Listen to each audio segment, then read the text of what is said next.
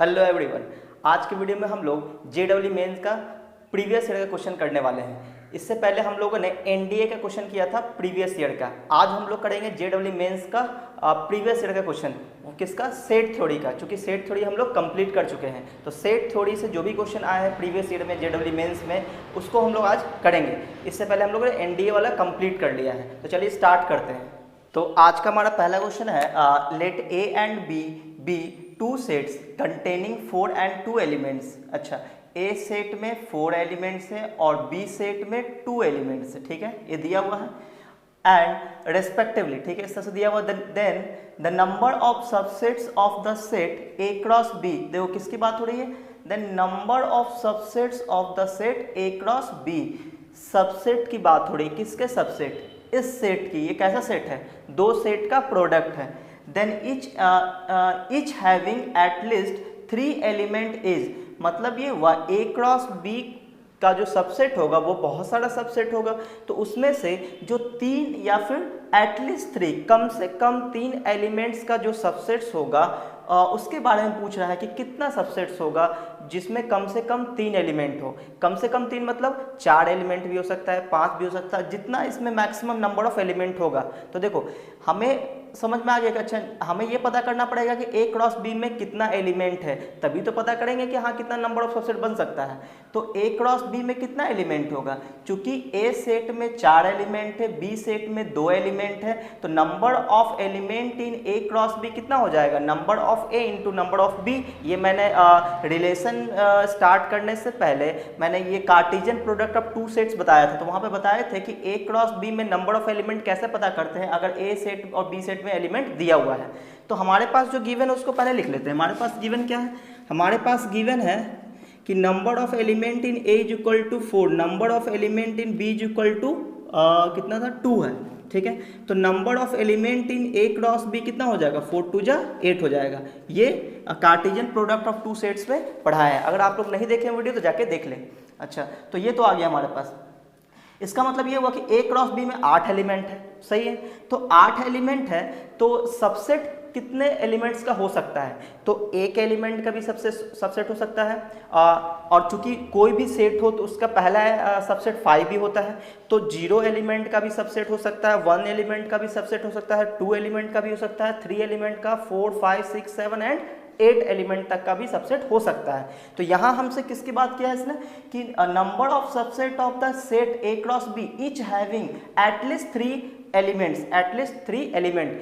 तो A cross B के वो सबसेट की बात कीजिए जिसमें कम से कम 3 एलिमेंट हो, यानी कि 3 एलिमेंट हो, 4 एलिमेंट हो, 5 हो, 6 हो, 7 और 8 हो तो चलेगा, सिर्फ उसके बारे में बताना है। तो जैसे कि अगर आपको सबसेट का आइडिया नहीं है तो मैं थोड़ा सा ये आइडिया देता हूँ।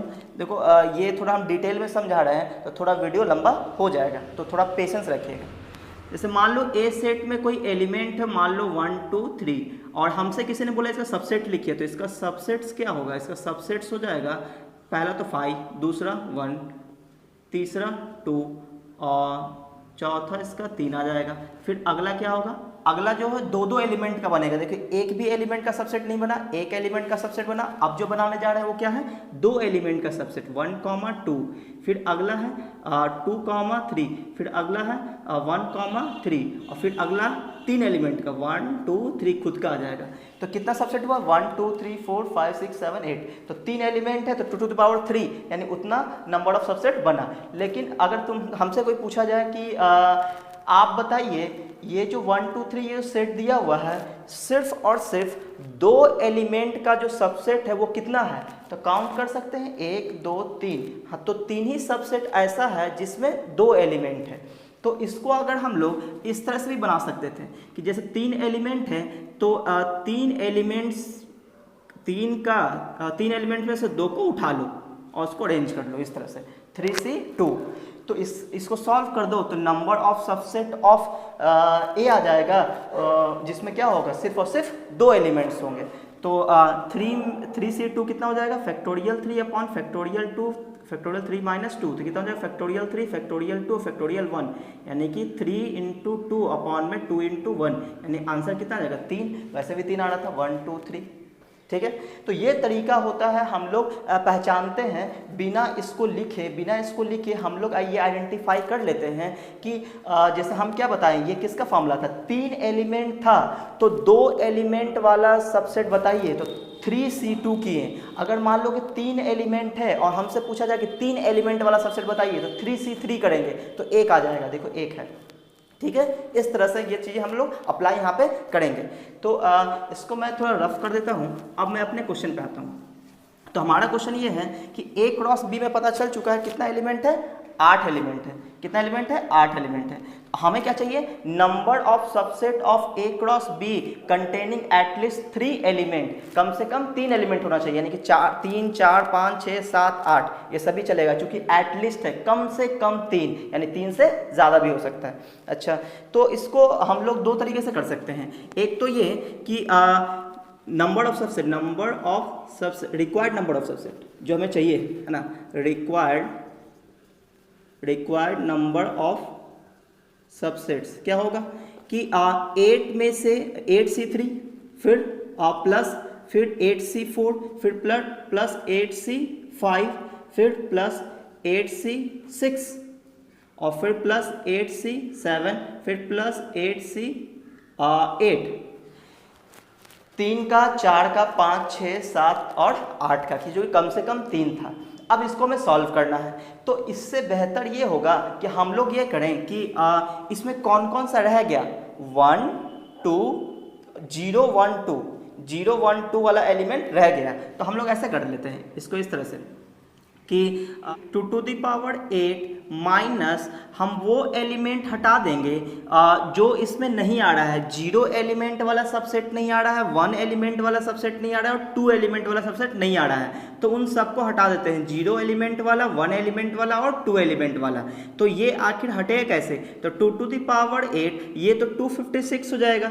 2 to the power 8 कितना होता है, 256 माइनस 0 एलिमेंट वाला कितना सबसेट होगा, तो टोटल कितना था 8C0 plus 8C1 plus 8C2, तो इसको मैंने हटा दिया, तो ये कितना हो जाएगा 256 माइनस 8C0 कितना हो जाएगा 1 प्लस 8C1 कितना हो जाएगा 8 और 8C2 8 इंटू 7 अपॉन 2 इंटू 1, तो 2 4 जा 8, तो 28 और 8 कितना हो जाएगा 36 और 1 37, यानी कि टोटल नंबर कितना आ जाएगा 256 माइनस 37, तो कितना हो जाएगा 9 7 16 और 4 में से 3 गया 1 और ये 2, यानी 219। तो एक्चुअली मैंने किया क्या, मैंने ये किया कि या तो हम इसको सॉल्व कर ले तो ये आंसर आ जाएगा, क्योंकि इसको सॉल्व करना थोड़ा सा लेंदी है कंपैरिजन टू इसके। तो मैंने क्या किया कि टोटल सबसेट कितना हो सकता है, अगर किसी सेट में 3 एलिमेंट है तो नंबर ऑफ सबसेट कितना होता है 2 to the power 3। अगर किसी एलिमेंट किसी सेट में 5 एलिमेंट है तो उसका सबसेट कितना होगा 2 to the power 5। तो यहाँ पे क्या है, A क्रॉस B के सबसेट की बात हो रही है, तो A क्रॉस B में कितना एलिमेंट है 8 एलिमेंट है, तो टोटल नंबर ऑफ सबसेट कितना होगा 2 to the power 8। तो टोटल नंबर ऑफ सबसेट में से हम उस सबसेट को हटा दिए जिसके बारे में ये नहीं पूछा है, वो पूछा है एटलीस्ट 3 एलिमेंट्स। तो हमने 0 एलिमेंट्स वाला सबसेट हटा दिया, 1 एलिमेंट वाला सबसेट हटा दिया और 2 एलिमेंट वाला सबसेट हटा दिया। इसी को इस तरह से सॉल्व कर दिए और ये हमारा आंसर क्या है 219। तो करेक्ट ऑप्शन इज डी। तो हमारा अगला क्वेश्चन है, if x is equal to 4 to the power n minus 3n minus 1 such that n belongs to n capital N and y is equal to 9 into n minus 1 such that n belongs to n where n is the set of natural number। ये n क्या है, natural number है।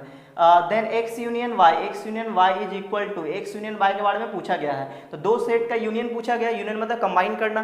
तो कहीं ना कहीं ये x और y का यूनियन करना है, तो x और y किस फॉर्म में, सेट बिल्डर फॉर्म में है। अगर ये रोस्टर फॉर्म में होता तो हमारे लिए सोचना काफ़ी आसान हो जाता, तो क्यों ना इसको हम लोग थोड़ा कन्वर्ट करके देखें रोस्टर फॉर्म में। तो यहाँ पे n क्या है, नेचुरल नंबर, और नेचुरल में होता क्या है 1 2 3 4 5 एंड सो ऑन। तो कहीं n का जो पहला वैल्यू होगा वो क्या होगा 1 होगा, तो n की जगह अगर 1 रख के सोचे तो कितना आएगा, अगर हम n की जगह 1 रखते हैं तो कितना आ जाएगा, जब n की जगह 1 रखेंगे तो 4 to the power 1 4 और 3 into 1 3 3 minus 1 minus 4 अब प्लस 4 0 हो जाएगा ये। अच्छा, अगला हम बात करें कितना आ जाएगा 2 रखें, तो अगर हम लोग n की जगह 2 रखें तो कितना आ जाएगा 2, तो 4 4 जा 16 और 16 माइनस 6 10 10 माइनस 1 9 आ जाएगा। अगर हम लोग n की जगह 3 रखें तो कितना हो जाएगा 4 टू द पावर 3 यानी 4 4 जा 16 और 16 4 जा 64 64 माइनस 3 रखें 3 3 जा 9 9 माइनस 1 10 तो 64 माइनस 10 कितना हो जाएगा 64 माइनस 10 तो 54 हो जाएगा 54। अच्छा कितना रखा था अभी पहले 1 रखें 2 रखें 3 रखें, अब 4 रख के देखते हैं तो 64 इंटू 4 कितना होता है 64 इंटू 4 कि एक 256 तो 256 माइनस 4 रखे थे 4 3 जा 12 12 माइनस 1 13 तो 256 में 13 घटा दो तो 6 में से 3 गया 3 और 5 में से 1 गया 4, यहाँ पे क्या बचेगा 2 तो 243 तो ये जो नंबर आ रहा है कहीं ना कहीं ये जो भी नंबर आ रहा है इससे साथ आ रहेगा इस तरह से। तो हम देखते हैं कि अगर 9 को 0 से मल्टीप्लाई करें तो 0 आ जाएगा, 9 को 1 से मल्टीप्लाई करें तो 9 आएगा, यानी कि जो भी नंबर है 9 से डिविजिबल लग रहा है 9 भी डिविजिबल होगा और 54 डिविजिबल होगा तो 9 छक्के 54 डिविजिबल होगा, 9 से 243 डिविजिबल होगा बिल्कुल होगा, देखते हैं 243 तो 9 3 27 9 3 18 8 6 और 3 9 7 30 यानी कि जो भी यहाँ पे नंबर आ रहा है वो क्या है 9 का मल्टीपल है, 9 से डिविजिबल है।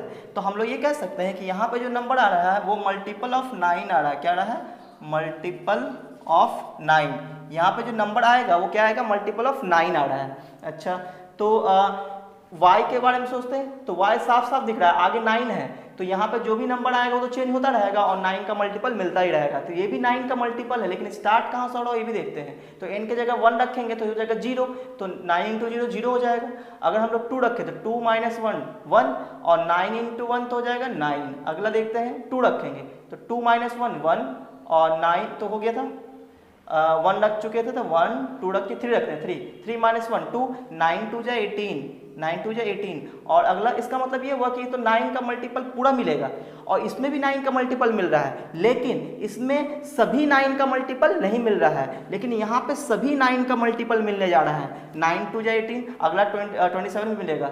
जैसे मान लो कि 1 2 3 रखे तो 4 रखते थे 4 माइनस 1 3 और 3 9 जा 27 यानी कि यहाँ पे जो है यहाँ पे जो मिलने वाला है कंप्लीट 9 का मल्टीपल मिलेगा, यानी कि x का हर एक एलिमेंट इसमें आ जाएगा, y का हर एक एलिमेंट इसमें नहीं आएगा क्योंकि 18 यहाँ पे नहीं है, लेकिन 54 भी यहाँ पे आएगा 243 भी आएगा आगे चल के। तो इसका मतलब x is a subset of y, यहाँ से हमें पता चल गया क्या कि x जो है वो सबसेट है y का, और अगर x y का सबसेट है तो वेन डायग्राम अगर हम देखें तो y के अंदर x आएगा तो y हो जाएगा बड़ा वाला सेट और x हो जाएगा छोटा वाला सेट, तो ये हो गया y और ये हो गया x। अब अगर हमसे कोई यूनियन पूछे तो इसको कंबाइन कर लेंगे इस तरह से, तो ये कंप्लीट क्या हो जाएगा आंसर हो जाएगा, यानी कंप्लीट कितना आ जाएगा y आ जाएगा, यानी ऑप्शन नंबर कौन सा हो जाएगा ऑप्शन नंबर डी, तो D is a correct option. तो इसको हम लोग इस तरह से ही बना सकते थे, अगर मान लो कि ये पता नहीं चलता तो हम लोग बनाते कैसे, ये तो कोइंसिडेंस है कि हमें पता चल गया है ना, ये तो काफ़ी आसानी से हो गया, लेकिन अगर मान लो हमें पता नहीं चलता कि ये क्या है तो इसको हम लोग कुछ इस तरह से भी तोड़ सकते थे। जैसे मान लो ये दिया हुआ है 4 to the power n minus 3n minus 1, ठीक है, इसको हमें क्या करना था तोड़ना था, तो 3 है यहाँ भी 9n माइनस 1 है, तो ये जो 4 है इसको हम ये जो 4 टू द पावर n है ये डिस्टर्ब कर रहा है क्योंकि यहाँ 3 का मल्टीप्लाई है और यहाँ 4 टू द पावर n है, इस 1 को भी हम 3 के पावर 0 लिख सकते हैं, लेकिन ये 4 टू द पावर n है ये थोड़ा डिस्टर्ब कर रहा है, तो इसको हम ऐसा करते हैं बाइनोमियल लगाते हैं, इसमें हम लोग 3 प्लस 1 करके n ऐसा लिख सकते हैं माइनस 3n माइनस 1। तो ऐसा करने से फ़ायदा क्या होगा, फ़ायदा ये होगा कि कहीं ना कहीं कुछ कॉमन आ जाएगा और हमें पता चल जाएगा कि ये किसका मल्टीपल है। तो 3 plus 1 to the power n है, तो यहाँ पे बाइनोमियल थ्योरम लगाएंगे, तो बाइनोमियल क्या कहता है NC0, तो NC0 तो 1 होता है तो लिखने की जरूरत नहीं है, तो कितना हो जाएगा 3 टू द पावर n फिर NC0, अगला क्या हो जाएगा NC1 और 3 टू द पावर कितना हो जाएगा n माइनस 1 और 1 टू द पावर हो जाएगा 1। तो फिर आगे बढ़ते हैं NC2, अगर आप लोग का बाइनोमियल आता है तो आप लगा सकते हो 3 to the power n minus 2, और ये कब तक चलता रहेगा, इस तरह से चलता रहेगा कब तक 2 है, अगला n भी आएगा तो n से पहले n माइनस 1 भी आता है, तो n माइनस 1 तो यहाँ पे कितना हो जाएगा 3 टू द पावर कितना आ जाएगा कितना 1 आ जाएगा 3 टू द पावर 1, और फिर अगला कितना आ जाएगा NCN आ जाएगा NCN, ठीक है। और 3 टू द पावर क्या मिलेगा 0 मिलेगा, वो तो 1 होता है। तो यहाँ तक तो ये हमने बाइनोमियल थ्योरम से इसको तोड़ लिए। अब जो बचा उसको लिख लेते हैं, तो -3n और -1 ये बच गया।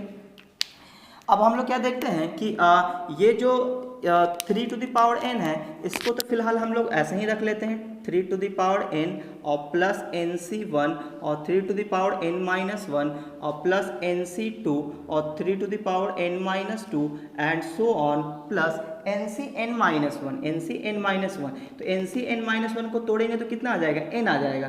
देख लीजिए factorial n upon factorial n factorial n-1 NCn-1 है तो n-1 तो कितना आ जाएगा factorial n upon factorial n-1 और n-n+1 आ जाएगा। तो ये कैंसिल और यहाँ से ये 1 बच गया, ऊपर से n बाहर निकालें तो n-1 बचेगा और नीचे भी क्या है n-1 एक कर n बचेगा, यानी कि यहाँ से 3n आ जाएगा। ये कितना आ जाएगा, ये आ जाएगा 3n, कितना आ जाएगा 3n, और ये बन जाएगा कितना, ये 1 बन जाएगा और -3n -1 ये पहले से है। ये जो था ये बन गया 3n, ये NCn कितना होता है 1 और ये दोनों यहाँ पे आ गया, तो ये और ये कट गया, ये और ये कट गया, ठीक है। तो बीच में जो सो ऑन है वहाँ पे क्या क्या बचा होगा, वहाँ पे बचा होगा 3 to the power n NC1 3n-1 plus NC2 और 3 to the power n-2 plus and so on. यहाँ बचा होगा NC, यहाँ पे n-1 था नहीं तो इससे पहले क्या बचेगा n-2 बचा होगा और 3 टू द पावर 2 बचा होगा इस तरह से, और उससे पहले क्या बचा होगा n-3 बचा होगा। तो आपको ये पता होना चाहिए कि NC2 और NCn-2 ये दोनों सेम होता है इस तरह से, जैसे NCR इज इक्वल टू होता है NCR n-r, ये दोनों इक्वल होता है, ये प्रॉपर्टीज है। तो इसी प्रॉपर्टीज का हम यहाँ पे यूज कर रहे हैं। तो हम लोग क्या करते हैं, अगर इस वाले टर्म को आगे लिखें तो हम लोग ये कह सकते हैं कि इस टर्म को आगे लिख रहे हैं तो NCn-2 ये टर्म, ये चीज़ें और ये चीज़ें बिल्कुल सेम होगा। तो इससे पहले वाला चीज़ें ये और इसके जस्ट बाद वाला ये दोनों सेम होता रहेगा। तो इसका मतलब ये हुआ कि 3 टू पावर 2 आ रहा है तो उससे पहले क्या आया होगा 3 टू द पावर 3 आया होगा और NCn-3 आया होगा। तो यहाँ पे लिखते हैं NC और NCn-2 और NC2 दोनों एक ही बात है, तो NC2 लिख देते हैं यहाँ पे, यहाँ 3 टू द पावर 2, फिर अगला क्या आ जाएगा NC3 और 3 टू द पावर 3 आ जाएगा, फिर अगला क्या आएगा NC4 और 3 टू द पावर 4 आ जाएगा एंड सो ऑन, इस तरह चलता रहेगा। कब तक NCn, ये जो NC0 था तो यहाँ पे NC0 था ना तो NCn हो जाएगा, यानी कि NCn और 3 टू द पावर n हो जाएगा। तो हम लोग क्या देखते हैं कि सब में 3 to the power 2, 3 to power 3, 3 to power 4 इस तरह 3 टू पावर n तक गया है। तो कहीं ना कहीं मिनिमम क्या है 3 टू पावर 2, तो ये 3 टू पावर 2 कॉमन आ सकता है। तो क्या बचेगा NC2 NC3 इंटू 3 और NC4 इंटू 3 टू पावर 2, जो कि 3 पावर 2 हम कॉमन लिए हैं। तो यहाँ क्या बच जाएगा NCn और 3 टू द पावर n-2, तो ये कितना हो जाएगा 9। तो 9 का मल्टीपल आया ना तो ये कितना हो जाएगा 9 और ये हो गया समथिंग, ये जो भी आ रहा है। तो हम क्या देख रहे हैं कि ये जो चीज़ें था वो क्या है 9 का मल्टीपल आ गया, 9 का मल्टीपल, लेकिन 9 का सभी मल्टीपल इसमें नहीं आएगा, ठीक है। यहाँ से पता चल गया ना कि 9 का मल्टीपल है। अब हम लोग क्या किए कि यहाँ पे इसी तरह से सोच लिए n की जगह 1 रख के 2 रख के 3 रख के, तो पता चल गया कि 9 का मल्टीपल तो है लेकिन सभी मल्टीपल नहीं आ रहा है। इस तरह से हम लोग सोचते हैं, तो ये यहाँ से क्या पता चला कि 9 का मल्टीपल है, ठीक है। तो ये हमारा कंप्लीट आंसर हो गया कौन सा, ऑप्शन नंबर डी। तो हमारे लिए अगला क्वेश्चन है in a class of 60 student, total class में कितने स्टूडेंट 60 स्टूडेंट है, 40 ऑप्टेड फॉर एनसीसी, 40 लोग एनसीसी लेते हैं, 30 ऑप्टेड फॉर एनएसएस, है ना, 30 स्टूडेंट एनएसएस ज्वाइन करते हैं and 20 opted for both NCC and NSS, 20 student ऐसे हैं जो दोनों लेते हैं। If one of these students is selected at random, then the probability, अच्छा probability की बात हो रही है यहाँ पे, probability that the student selected has opted neither for NCC nor for NSS, यानी कि जो probability हम लोग पढ़ते थे क्लास 10th में या फिर आप लोग अगर 12th पास होंगे तो फेवरेबल कंडीशन को ऊपर लिखते थे और टोटल नंबर ऑफ कंडीशन को नीचे लिखते हैं। तो टोटल नंबर ऑफ कंडीशंस कितना हो जाएगा, टोटल तो 60 हो जाएगा।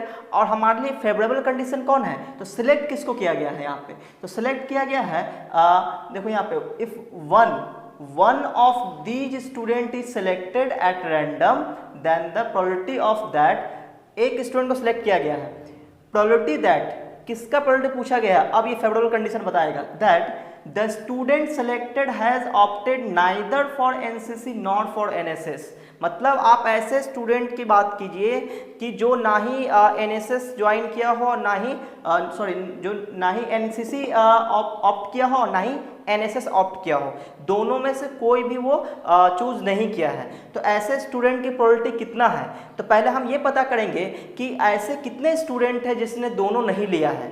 अगर हम वो पता कर लें तो उसको हम डिवाइड कर देंगे, टोटल कंडीशन कितना है 60, तो हमारा प्रोबेबिलिटी आ जाएगा। तो हम लोग ये पता करने जा रहे हैं कि ऐसे कितने स्टूडेंट हैं जो दोनों में से कुछ भी ऑप्ट नहीं किए हैं। तो हम लोग क्या करेंगे, वेन डायग्राम बनाएंगे इस तरह से, एक किसके लिए, एक एनएसएस के लिए और एक एनसीसी के लिए। तो एक बना लेते हैं एनसीसी के लिए, एक बना लेते हैं एनएसएस के लिए। तो ये रहा एनसीसी के लिए और ये रहा एनएसएस के लिए, ठीक है। अब हम लोग क्या करते हैं, फिल करेंगे। तो एनसीसी है, ये एनएसएस है। अब हम लोग सबको फिल करना स्टार्ट करते हैं। सबसे पहले किसको फिल करते हैं, बीच वाले को। तो बीच वाला मतलब कि जो ऐसे लोग जो एनसीसी भी लिए हैं और एनएसएस भी लिए हैं, ऐसे कितने लोग हैं, तो यहाँ पे लिखा हुआ था 20 opted for both NCC and NSS, यानी कि 20 आएगा कहाँ पे, इस मिडिल वाले पोर्शन पे। इसमें कितना आ जाएगा, 20 आ जाएगा। अच्छा, और एनसीसी जो है, एनसीसी कितने लोग लिए थे, एनसीसी 40 ऑप्टेड फॉर एनसीसी, यानी कि इस वाले सर्कल में होना चाहिए था 40, है कितना 20, तो बचा कितना 20। अब एनएसएस कितने लोग ज्वाइन किए होंगे, तो 30 ऑप्टेड फॉर एनएसएस, 30 लोग एनएसएस को ऑप्ट किए, तो 20 पहले से, तो बचा कितना 10। तो टोटल कितना हो गया 20 प्लस 20, 40 प्लस 10, 50। तो टोटल कितना था 60, तो बचा कितना 10, यानी 10 ऐसे लोग हैं जो दोनों में से कुछ भी नहीं लेते, तो वो कहाँ रहेंगे, बाहर। और हमें यही हमारे लिए फेवरेबल कंडीशन है। तो फेवरेबल कंडीशन कितना है 10 और टोटल कितना है 60, तो 10/60 कितना होता है 1/6, यानी ऑप्शन नंबर ए। तो प्रोबेबिलिटी कितना हो जाएगा, यहाँ पे प्रोबेबिलिटी हम निकाल सकते हैं ना, प्रोबेबिलिटी ऑफ इवेंट कितना हो जाएगा, और 10/60, तो ये कैंसिल हो गया, यानी 1/6 ये हो गया आंसर। तो option number A is a correct option. तो अगला क्वेश्चन है, let Z be the set of integer. Z क्या है, इंटीजर है। If A is equal to, ये कुछ दिया हुआ है इस तरह से सेट, और एंड बी भी एक सेट दिया हुआ है, then the number of subsets of the set A cross B. हमें नंबर ऑफ सबसेट बताना है, क्या होता है, number of subset of set A cross B. तो नंबर ऑफ सबसेट का तो फॉर्मूला होता है 2 to the power n। किसी सेट में अगर 5 एलिमेंट हो तो उसका सबसेट कितना हो जाएगा 2 to the power 5। तो यहाँ पे किस सेट का सबसेट की बात हो रही है, ए क्रॉस बी में। तो ए क्रॉस बी में हमें ये पता करना पड़ेगा आखिर कितना एलिमेंट है ए क्रॉस बी में। अगर ए क्रॉस बी में 5 एलिमेंट हुआ तो 2 to the power 5 आंसर हो जाएगा। तो ए क्रॉस बी में अगर हम लोग ये पता कर लें कि कितना नंबर ऑफ एलिमेंट है तो हमारा काम बन जाएगा। तो हम लोग क्या करते हैं कि ए क्रॉस बी में नंबर कितने होंगे, तो ये पता करने के लिए हमें ये पता करना होगा कि आखिर ए सेट में कितना एलिमेंट है और बी सेट में कितना एलिमेंट है। तो ए सेट में कितना एलिमेंट होगा और बी सेट में कितना एलिमेंट होगा, ये हमें पता करना होगा। तो ये अभी बिल्डर फॉर्म में लिखा हुआ है, इसको रोस्टर फॉर्म में जैसे ही लिखेंगे तो ये पता चल जाएगा। तो ए सेट में कितना एलिमेंट है उसके लिए हमें इस इक्वेशन को सॉल्व करना पड़ेगा, इस इक्वेशन को। तो इसको हम लोग सॉल्व कर लेते हैं। तो सॉल्व कैसे करेंगे, इस तरह से इसको उठा लेते हैं बाहर, 2 to the power x plus 2, 2 to the power x plus 2, और क्या लिखा हुआ इनटू में, ये इनटू में था, x square minus 5x plus 6, ठीक है, इस तरह से ये लिखा हुआ, और इज इक्वल टू लिखा हुआ है 1। तो ये 2 to the power में है, तो इस 1 को भी 2 के पावर में लिख सकते हैं, 2 के पावर 0, 2 पावर 0 कितना होगा 1। अब क्या देखते हैं, बेस सेम है तो पावर भी सेम होना चाहिए, यानी कि x plus 2 into x square minus 5x plus 6 is equal to क्या आ जाएगा 0 आ जाएगा।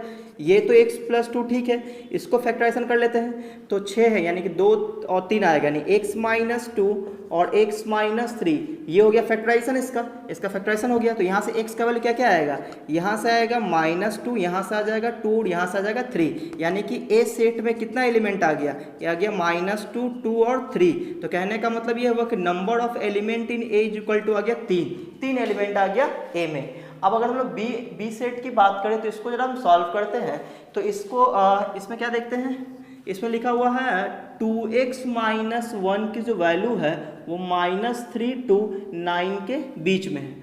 तो इसको सॉल्व करने के लिए यहाँ पे x लाना पड़ेगा, उसके लिए क्या करना पड़ेगा, -1 को हटाना पड़ेगा।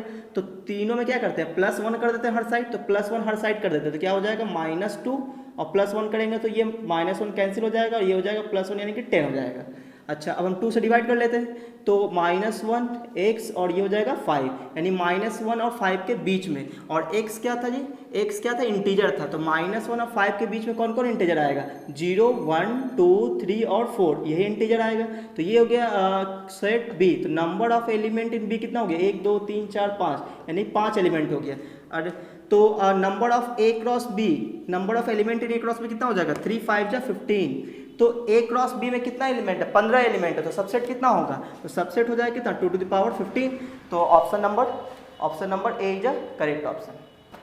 तो हमारा अगला क्वेश्चन है, in a class of 140 students numbered 1 to 140, मतलब 140 स्टूडेंट है उसमें नंबरिंग कर दिया गया। कहाँ से कहाँ था, 1 to 140, यानी पहले वाले स्टूडेंट का नंबर 1, सेकंड का 2, थर्ड का 3, इस तरह से नंबर कहाँ से कहाँ था, 1 से 140 तक नंबर्ड किया गया। 140 स्टूडेंट को 1 to 140 नंबर कर दिया गया, ठीक है। All even number student opted mathematics, उसमें जो इवन नंबर का जो स्टूडेंट है वो क्या ऑप्ट करता है, मैथमेटिक्स ऑप्ट करता है। कौन, जो इवन नंबर है, all even number opted mathematics.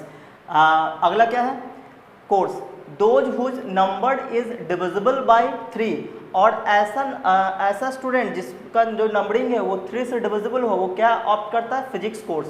And those whose number is divisible by 5 opted chemistry, और जो डिविजिबल 5 से होगा वो क्या चूज करता है, केमिस्ट्री। अच्छा, तो then the number of student who did not opt for any of the 3 courses, तो ऐसे कितने स्टूडेंट हैं जो कोई भी कोर्स ऑप्ट नहीं करता हो। तो ये हम लोग कैसे निकालेंगे, तो इसके लिए हम लोग ये पता कर लेते हैं कि आखिर कितने स्टूडेंट हैं जो मैथमेटिक्स ऑप्ट किए हैं, कितने स्टूडेंट हैं जो फिजिक्स ऑप्ट किए हैं, या फिर कितने स्टूडेंट हैं जो केमिस्ट्री ऑप्ट किए हैं। उसके बाद हमें पता चलेगा कि कोई भी ऑप्ट करने वाले कितने स्टूडेंट हैं, कोई भी ऑप्ट नहीं करने वाले। तो इसके लिए हम लोग क्या करते हैं कि मैथमेटिक्स, फिजिक्स और केमिस्ट्री है, तो 3 वेरिएबल हम यूज कर लेते हैं। एक ले लेते हैं एम फॉर मैथमेटिक्स। तो मैथमेटिक्स कौन चूज करेगा, कौन ऑप्ट करेगा, जो इवन नंबर वाला होगा, यानी कि इवन नंबर मतलब डिविजिबल बाय 2 या फिर मल्टीपल ऑफ 2, है ना, मल्टीपल ऑफ 2 का मल्टीपल होगा। अच्छा, एम क्या है, एम तो हो गया फिजिक्स के लिए पी, और फिजिक्स कौन ऑप्ट करेगा, तो those number is divisible by 3 opted physics course. अच्छा, डिविजिबल बाय 3 यानी कि मल्टीपल ऑफ 3 हो जाएगा। इसके लिए क्या हो जाएगा, मल्टीपल ऑफ 3 हो जाएगा, ठीक है। अच्छा, कोर्स हो गया। And those whose number is divisible by 5 opted chemistry course. तो केमिस्ट्री के लिए क्या हो जाएगा, मल्टीपल ऑफ 5 हो जाएगा। और इस टाइप का क्वेश्चन जब हम लोग एनडीए क्वेश्चन बैंक किए थे उस पर भी इस तरह का क्वेश्चन हम बताए थे। तो अब हम लोग क्या पहचानने वाले हैं कि आखिर एम में एम जो मल्टीपल ऑफ 2 है ये कितने स्टूडेंट होंगे। तो टोटल कितना है, 140 स्टूडेंट है, तो 140 को हम लोग 2 से डिवाइड कर लेंगे तो number of student in M पता चल जाएगा। तो इसका मतलब हम लोग नंबर्स पता कर रहे हैं, तो नंबर ऑफ एम कितना हो जाएगा, 140 डिवाइडेड बाई 2 यानी कि हो जाएगा 70 स्टूडेंट। और नंबर ऑफ फिजिक्स वाले स्टूडेंट कितने हो जाएंगे, तो 3 से डिवाइड करना पड़ेगा किसको, 140 को, 3 से है, तो 140 को हम 3 से डिवाइड करेंगे तो कितना हो जाएगा 3 2 जा 3 चौके 12 यानी कि 40 के आसपास में आएगा। 3 140 3 चौके 12 2 0 3 छक्का 18 यानी कि 46। पॉइंट में हम लोग नहीं लेंगे ना, पॉइंट में नहीं लेंगे क्योंकि हम तो ये पता कर रहे हैं कि फिजिक्स में number of student in physics कितने होंगे, तो 46 आएंगे, पॉइंट में नहीं ले सकते हम लोग। अच्छा, फिजिक्स के लिए होगा, केमिस्ट्री के लिए क्या होगा, 140 को डिवाइड करेंगे किससे, वो 5 का मल्टीपल था तो 5 से, तो कितना आ जाएगा 5 से डिवाइड कर लेंगे 140 को, तो 5 2 जा 10 और 5 8 जा 40 यानी कि 28 आ जाएगा, 28। अब हम लोग number of M, number of P, number of C तो निकाल लिए, अब निकाल लेते हैं एम और पी का intersection, number of student in M intersection P. M intersection P का मतलब यहाँ पे ये हो गया कि एम ये रहा m और p का इंटरसेक्शन, मतलब इन दोनों में कॉमन। तो ऐसा नंबर जो 2 से भी डिविजिबल हो या फिर 2 के भी मल्टीपल हो और 3 के भी मल्टीपल हो, तो ऐसा कैसे हम लोग निकालेंगे?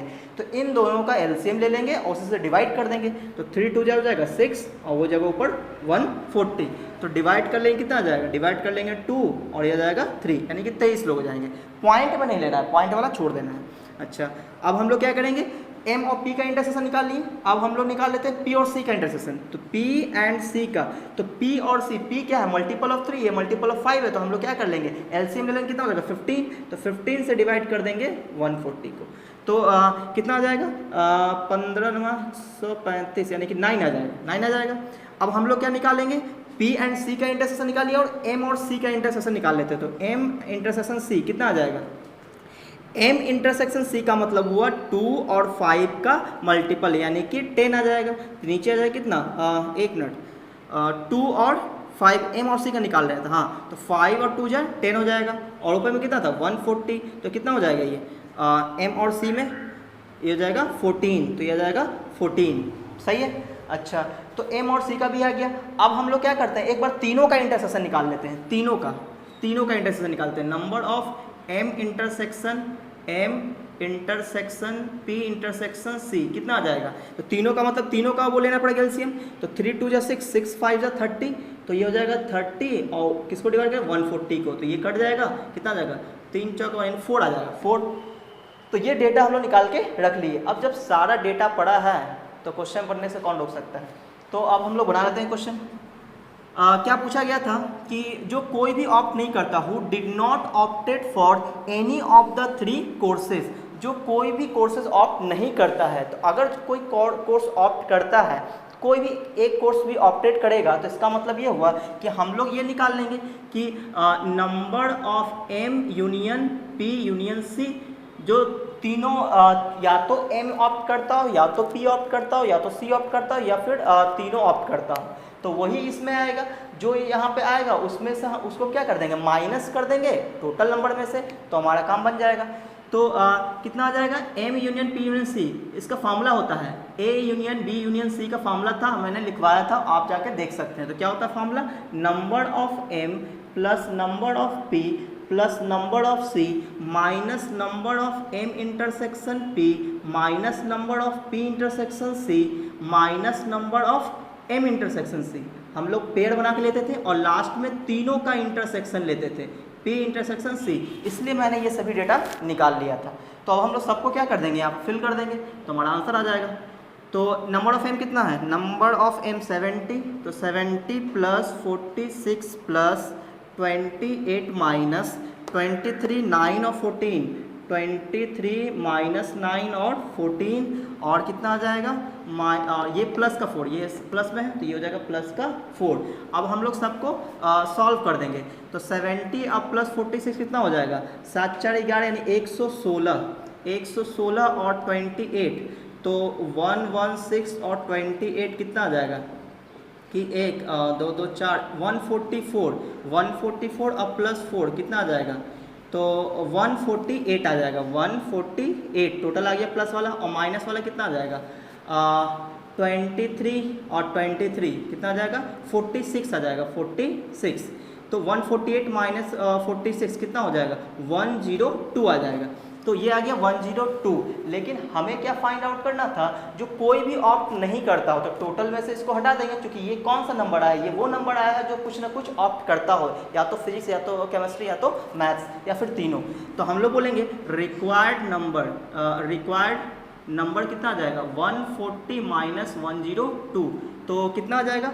140 माइनस 102 कितना आ जाएगा? 38। तो हमारा ऑप्शन कौन सा हो जाएगा? Option number D. तो D is a correct option. तो हमारा अगला क्वेश्चन है, 2 newspaper A and B, 2 newspaper है, नाम क्या है? A and B are published in a city में पब्लिश किया जाता है। It is known that 25% of the city population reads A, 25% लोग जो सिटी में रहते हैं वो क्या ऑप्ट करते हैं? पढ़ते हैं ए न्यूज़पेपर पढ़ते हैं। एंड 20% रीड्स बी, 20% लोग बी न्यूज़पेपर पढ़ते हैं। तो while 8% read both A and B, तो यहाँ से क्या क्या डेटा मिल गया हमें? यहाँ से डेटा हमें मिल गया कि नंबर ऑफ ए मतलब ए न्यूज़पेपर पढ़ने वाले कितने मिल गए? ए न्यूज़पेपर पढ़ने वाले हैं कितने? कितने थे? B are published in a city, it is known that 25% of the city population reads A, यानी 25। अब हम लोग यहाँ पे टोटल क्या होगा? 100 होगा, परसेंटेज की बात हो रही है तो टोटल कितना होगा? 100 होगा, तो ये 25 हो जाएगा इसका, 25% उसका of the city and read A and 20% reads B, यानी कि बी नंबर ऑफ बी कितना है? 20 हो गया। उसके बाद 8% read both A and B, 8% यानी 8 हो जाएगा, 100 का 8% यानी कि बी कितना हो जाएगा? 8। ये तीनों में मिल गया। अब आगे पढ़ते हैं, ये तीनों डेटा में मिल गया, आगे पढ़ते हैं। Further 30% of those who read A but not be, 30% लोग ऐसे हैं जो ए न्यूज़पेपर पढ़ते हैं लेकिन बी नहीं पढ़ते हैं। तो इसका मतलब क्या होता है? इसका मतलब ये होता है कि नंबर ऑफ पब्लिक जो ए पढ़ते हैं लेकिन बी नहीं पढ़ते, तो ए माइनस बी ये हुआ। तो इसमें कितने लोग आएंगे? तो नंबर ऑफ ए क्या है? 30%। For 30% of those who read A but not be look into advertisements.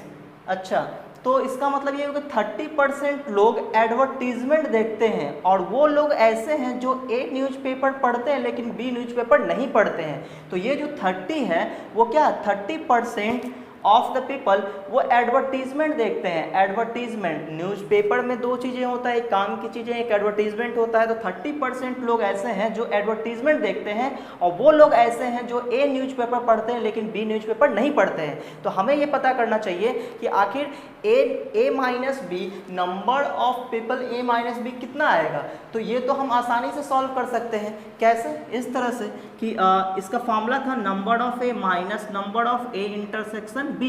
तो नंबर ऑफ ए कितना है? 25, तो ये जाएगा 25 minus number of A intersection B 8 है, तो 8 हो जाएगा। कितना हो जाएगा? 8 5 13 यानी कि 17 आ जाएगा। ठीक है, तो ये आ गया। Number of A minus B कितना है? 17 है। अब उस 17 का 30% लोग क्या देखते हैं? एडवर्टीजमेंट देखते हैं, ये मतलब है इसका। अच्छा, and 40% of those who read B but not A also look into advertisement, यानी 40% यहाँ पे एडवर्टीजमेंट देखते हैं। किसका 40%? जो who read B but not A, read B but not A. Read B but not A का मतलब क्या हुआ? Read B but not A का मतलब ये है कि बी पढ़ते हैं लेकिन ए नहीं पढ़ते हैं। तो ऐसे कितने लोग हो सकते हैं? तो number of B minus number of B intersection A. तो बी इंटरसेक्शन ए हो चाहे ए इंटरसेक्शन बी हो, दोनों बात एक ही है। तो नंबर ऑफ बी कितना है? नंबर ऑफ बी 20 है, और इसमें कितना जाएगा? 8, तो कितना जाएगा? 12। अच्छा, अब इस 12 का 40% लोग क्या देखते हैं? एडवर्टीजमेंट देखते हैं। ठीक है, किस में? न्यूज़पेपर में। while 50% of those who read both A and B look into advertisement, 50% advertisement देखते हैं ऐसे लोग जो A न्यूज़पेपर भी पढ़ते हैं और B न्यूज़पेपर भी पढ़ते हैं। तो A न्यूज़पेपर और B न्यूज़पेपर पढ़ने वाले कितने लोग हैं? वो पहले से ही लिखा हुआ है, कितना है? 8 है, तो इसका 50%। सही है। तो अब आगे क्या बोला गया? Then the percentage of the population who look into advertisement is. तो कितने % लोग ऐसे हैं जो एडवर्टीजमेंट देखते हैं? तो हम लोग क्या करेंगे कि ये जो एडवर्टीजमेंट वाली बात थी, पहला क्या था? 30% ऑफ पीपल वो क्या देखते हैं? एडवर्टीजमेंट। किसका 30%? तो जो ए न्यूज़पेपर पढ़ते हैं और बी नहीं पढ़ते हैं। तो कितना हो जाएगा? रिक्वायर्ड नंबर कितना आ जाएगा? 17 का 30%, 17 का 30% ऐसे तो निकालते हैं। फिर प्लस, फिर अगला क्या था? अगला था 40% लोग एडवर्टीजमेंट देखते हैं। किसका? जो बी न्यूज़पेपर पढ़ते हैं लेकिन ए नहीं पढ़ते हैं। बी पढ़ते हैं, ए नहीं पढ़ते हैं। ऐसे कितने लोग हैं? 12, तो 12 का 40%। सही है। फिर बीच में प्लस, फिर अब क्या बोला गया था कि 50%, ये रहा 50% लोग एडवर्टीजमेंट देखते हैं ऐसे लोग जो दोनों न्यूज़पेपर पढ़ते हैं। तो दोनों पढ़ने वाले कितने हैं? दोनों पढ़ने वाले 8 है, तो इसका 50%, यानी कि 8 का 50%, 8 का 50%। बस इसको सॉल्व कर देना है, आंसर हो जाएगा। तो ये कितना हो जाएगा? 0 0 कैंसिल, इसमें ये 0 कैंसिल, और इसमें से काट देते हैं 2, और ये हो जाएगा 5, इधर ये कट जाएगा 2 और 4, तो कितना बचेगा? 17 3 जा 51, और अपॉन 10 प्लस 12 टू जो 24 अपॉन 5 और प्लस ये हो जाएगा 4। तो हमारे लिए एलसीएम कितना आ जाएगा 10, ये हो जाएगा 51 प्लस 48 प्लस 40, तो कितना आ जाएगा 5 4 9 4 13 130 139 अपॉन 10 यानी कि 13.9, ये हो जाएगा आंसर। तो ऑप्शन नंबर कौन सा हो गया, option number C is a correct option. तो बस आज के लिए इतना ही। अगर आपको ये वीडियो अच्छा लगा तो वीडियो को लाइक कीजिए, और अगर आप मेरे चैनल में पहली बार आए तो चैनल को सब्सक्राइब कर ले और बेल आइकन जरूर दबा दें, ताकि जैसे मैं कोई नया वीडियो डालूंगा आपको नोटिफिकेशन मिल जाएगा।